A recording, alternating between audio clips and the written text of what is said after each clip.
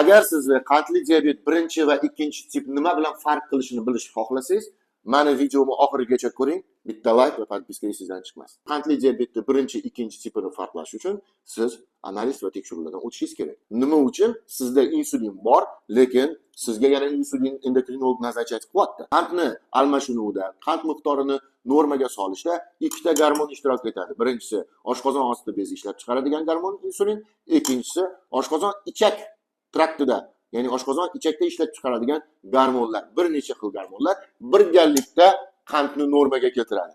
Demak, qandli diabetning ikkinchi tipida bu oshqozon ichakdagi gormonlar yetishmaydi. Bu gormon yetishmaydi. Insulin sizda yetarli darajada. Bu gormonlarni yetishtirish uchun, bu gormonlarni ko'paytirish uchun biz sizga yordam beramiz. Marhamat, murojaat eting. Biz sizga bu ikkalarini teng me'yorda moslashtirib, qandingizni tushirib berishga yordam beramiz.